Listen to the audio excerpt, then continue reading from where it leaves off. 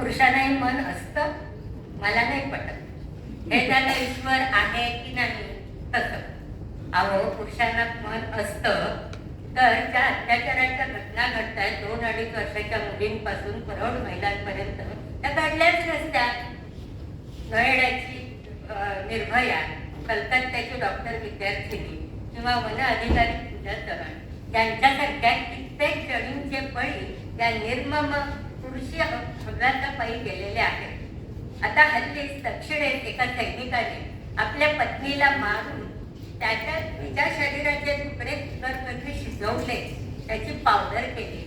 वाचताना ऐकताना एक भीषण दृश्य आपल्या डोळ्यासमोर उभं राहतं ना. का केलं असेल त्याने असेल? तिच्या चारित्र्याचा संशय आला असेल म्हणूनच ना.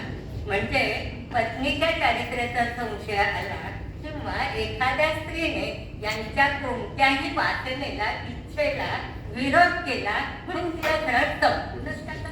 याचं त्यांचं पुरुषार्थ. अहो, पण हे करताना त्यांच्या डोळ्यासमोर स्वतःच्या आईचा, बहिणीचा, मुलीचा चेहरा येत नाही का? की तो फक्त सिनेमातच दिसतो. अत्याचार केलेल्या स्त्रीला अमानुषपणे विटंबना करून संपविताना या नराधामांचे मन असते कसे? बहिणाबाई चौधरी म्हणतात, मला जैहारी जैहारी त्याचं न्यार रे तंतर, इचू साप बरा त्याले उतारा मंतर. या वासनेने वखवकलेल्या शरीरातील मुरदार मन हे विंचू सापापेक्षाही भयंकर पिशाच असते. त्यांना कोणत्याही तांत्रिक मांत्रिकाचा उतारा चालत नाही. अत्याचार केलेला पुरुष पकडला गेला तरी पुराव्या अभावी तो निर्दोष सुटतो. तोंड लपून फिरण्याची वेळ येते की त्या स्त्रीवर, तीही जिवंत असली तर, आणि तिच्या कुटुंबावर. इतकंच काय, अगदी स्वयंपाकात पुणे अधिक काही झाले तर टोकाचं भांडण करणारे महाभागी काही कमी नाहीये. अशा वेळी घरच्या मुलाबाळांचा किंवा बायकोचा विचार करतात का हो असे पुरुष? व्यक्ती स्वातंत्र्याच्या कल्पना विस्तारल्यामुळे त्याचे फायदे जास्त की तोटे जास्त त्याचा अभ्यासाचाच विषय आहे. पण बहिणाबाईंच्या शब्दात सांगायचं तर, मन लहरी लहरी त्याने हाती धरी कोण, उंडारलं उंडारलं जसं वारा वाहत, उंडारलं उंडारलं जसं वारा वाहत.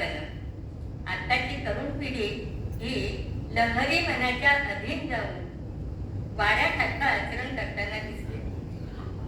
प्रेम विवाह ही आता सर्वसाधारण गोष्ट झाली आहे. पण तो निभावणं किती कठीण आहे हे लक्षात आले की काडीमोड घटत. त्यातूनही बऱ्याचदा घरच्यांचा विरोध असूनही किंवा जाऊ दे म्हणून लग्न लावून दिलं जातं. ती मुलगी विश्वासाने सासरी येते. सासरच्यांना आपलं मागते. बाळ झाल्यानंतर सुखी संसार म्हणून समाधान पावतो. पण तो मात्र एका वर्षात दुसऱ्या मुलीच्या प्रेमात पडतो. त्या छोट्या मुलीला आणि पत्नीला सोडून परागंदा होतो. अरे, त्या चिमुकल्या जीवाला सोडून जाताना आणि त्या बायकोला सोडून जाताना त्याचं मन जरा सुद्धा कळवळलं नाही. जिच्यावर जीवापाड प्रेम आहे म्हणणारा तो सोडून कसा जाऊ शकतो? ही अशी अनेक उदाहरणं आपल्याला आपल्या डोळ्यासमोर समाजात वावरताना दिसत असतात.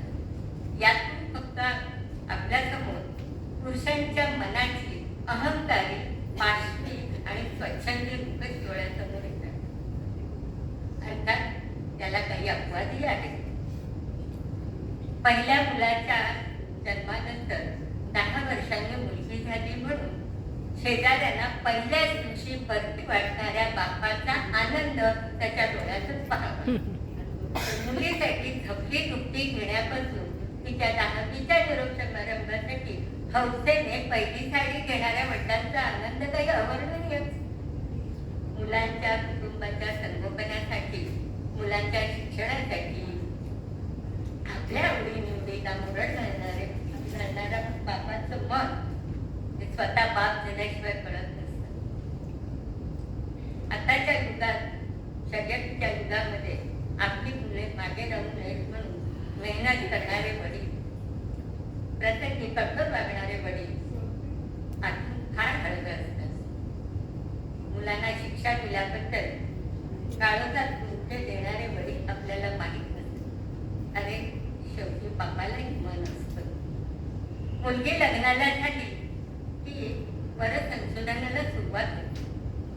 त्यावेळी स्थळ पसंतीचा निरोप आला की बाबाचं मन कातर होतं. आणि आजपर्यंत आपली लहान असलेली लेक उद्या काही दिवसांनी दुसऱ्याच्या घरी जाणार आहे हा विचारच त्यांना स्वस्थ बसू देत नाही. आणि ते त्यांच्या वागण्यातून बोलण्यातून दिसतं.